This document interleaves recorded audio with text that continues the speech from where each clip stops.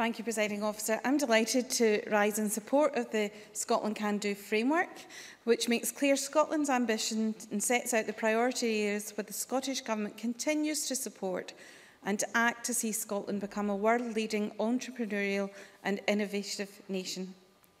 Like many of my colleagues in the Chamber today, I had a life and career prior to politics in the information technology sector.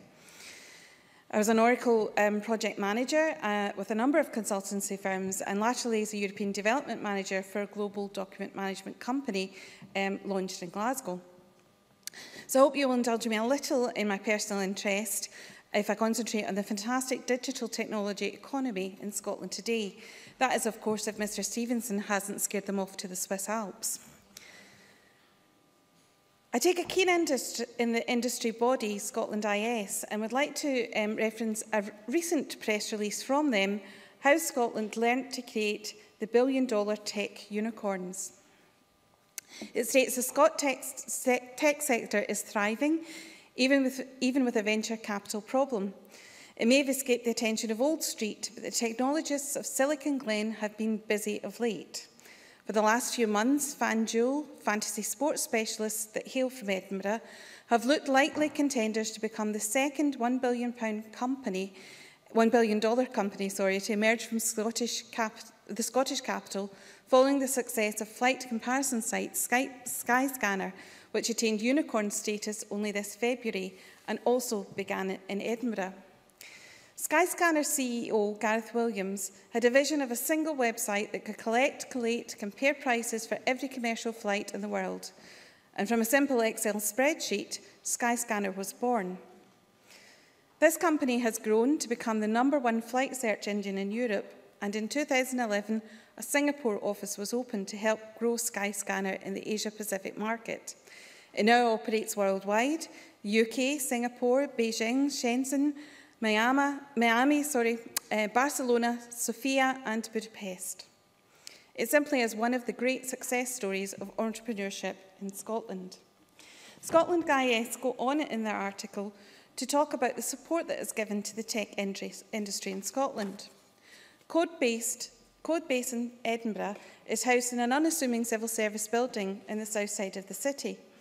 Sprawled across 3 floors, the incubator houses some of the keenest technology firms in the whole of Scotland. It is a spin-off from a previous start-up incubator known as TechCube, and the project's founding companies literally put up walls and just got down to business. Codebase is perhaps one of the most prominent examples of the Scottish tech sector coming together to support its members, tenants, and the incubators enjoy a host of formal and informal benefits, from monthly leases to regular meetings in which they can swap tips in the industry. It may interest Mr Stevenson to know that despite some of the threats to the software industry that may come as a result of the Queen's speech, one of the things highlighted by the Codebase users is the quality of life in Scotland. And it's great that the industry has been at the forefront of advocating better working conditions, such as assets, and the assets are hardly trivial, given that they're based in the rolling hills of Scotland, and it's a much more likely home for unicorns than the cramped, smoggy city of London. If I can stick with those unicorns, Presiding Officer, this time of the fantasy variety, the world of fantasy games entertainment is about as far away from my own IT experience as it's possible to be. But as a co-chair of the cross-party group on computer games industry, it would be remiss of me not to mention the great work that has been done to support entrepreneurs in this area. Later this month, Expo North will take place in Inverness. In the last couple of years, Expo has been increasing the presence of games and computing games companies, and last year saw a dozen companies taking part in a games playground, showing off their titles to an audience of hundreds of creative industry types from music, film, television and other areas of the creative industries. In a recent report, the TIGA Association of Independent Games Developers Associations, TIGA, the trade association, published a report called Scotland's Video Games Industry is Blooming and contributes 99 million to the UK GDP. The research was carried out between 2012 and 2013, and some of the areas that Tika highlight is the number of game developing studios grew from 81 to 94, an increase of 16%. The number of creative staff in studios grew from 766 to 964, an increase of 26%. The number of jobs has increased by 18%, and combined direct and indirect tax revenues generated by the sector for the Treasury increased from 35 million to 41 million, an increase of 17%. This means that Scotland now represents 11.4% of the UK total games companies, up from 8.8% in 2012. The Scottish games industry has a headcount of 2,726 employees, 10% of the entire UK video games industry headcount, and it truly is one of our success stories.